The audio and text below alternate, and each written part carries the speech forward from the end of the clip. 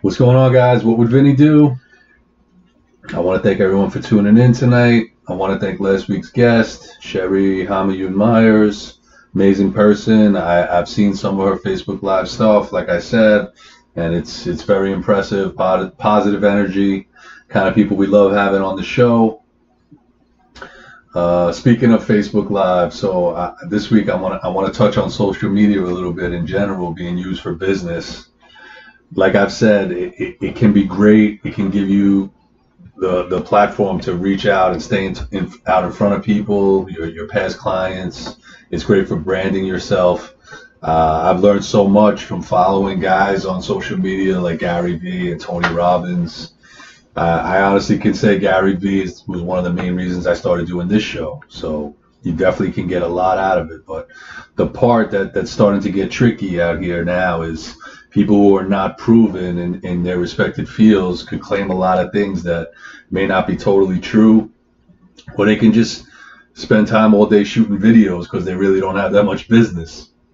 So I understand everyone needs to start out somewhere, but I see guys calling themselves coaches and comparing themselves to Gary Vee or whoever. There's companies claiming they're the new Netflix. No one anoints themselves anything. Well, all the people who've made it and are successful don't anoint themselves. Michael Jordan didn't crown himself the best basketball player ever. The fans did, right? His peers did. When Mike Tyson had that stretch when he was the baddest man on the planet, he didn't need to tell you he was the best, right? What did he do? Instead, just came out and wrecked people over and over again every night. He would come out and knock people out in the first round. And he didn't have to tell you. His body of work spoke for itself. And when he didn't have it anymore, we knew that as well. With business, it can be tricky, though. People can call themselves top producers or specialists or anything they want. The same way people just really re-say things that they've heard or read and can pawn it off as their own on social media.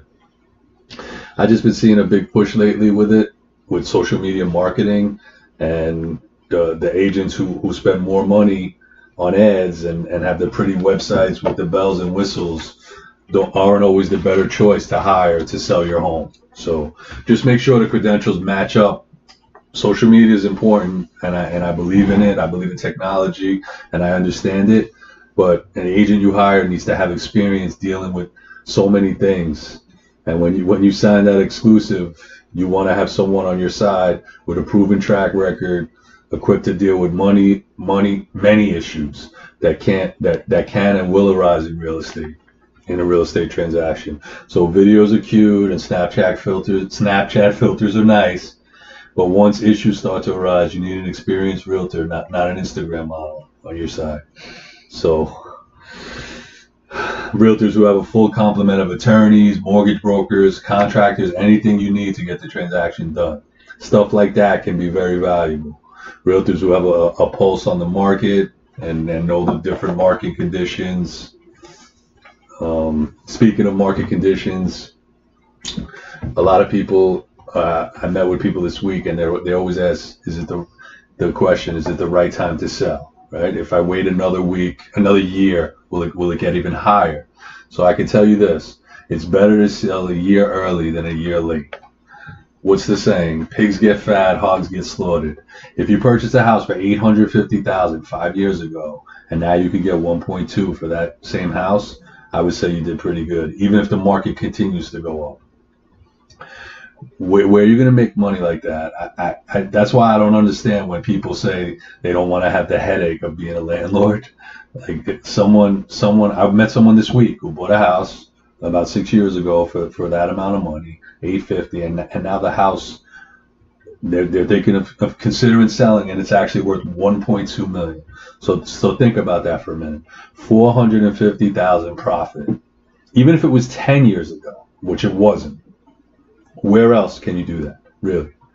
Like, saving money from your job is going to take a pretty long time to save $450,000. I think I would deal with some headaches for an opportunity like that. I don't know. What do you think? So I kind of disagree with anyone who says it's not a good way to build wealth. I think it's one of the best ways, especially for blue collar guys who I grew up around. the working man. The working man's a tough guy. So guys like my father, who got up every morning, six in the morning, laying blacktop, it was the perfect way to build wealth, and to me, it still is. If you're a public speaker that makes 100,000 to speak for an hour, then maybe I wouldn't want the headache of buying a 2-family house or invest in real estate. If you're a guy working a 9 to 5 making between 60 to 100,000, I strongly think you should be investing in real estate. If you have no pension where you work, I strongly advise investing in real estate. It can do that for you as well. I've seen people around me make a lot of money doing it.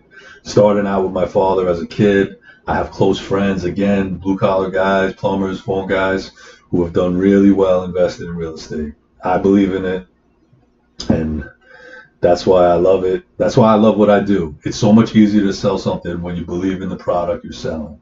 And I definitely plan on investing again. I'm actually working on some stuff now with my good friend Pete Newbig, who's actually our first guest on What Would Vinny Do. I have a meeting with him this Friday to go over some stuff.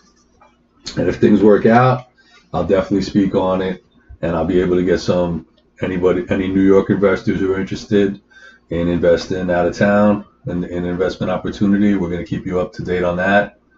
And so I'm definitely putting my money where my mouth is. I'm not just talking the talk. Honestly, the initial reason I got into real estate was to invest, and then life happened, wife, kids, etc., and it just became a matter of survival. And sometimes that's the way things go, and your initial plans get held off, but you just keep going at it. You keep grinding until you turn that corner, and it can take years, but I'm starting to get to that point where I could see myself investing now, and I definitely want to start doing it. Like I'm getting things settled, and so when I see people come into the business and in 3 months they're gone, if you were expecting something to happen that quickly, you honestly never had a shot. So you gotta grind it out. It's a process, and it could take a while, just like any business. Almost every guest on the show so far has been through the ringer, and they just keep moving forward and just keep doing their thing, and they don't get discouraged. And you're gonna have good times, you're gonna have bad times, and especially when you have people in your life counting on you, right? And you have kids.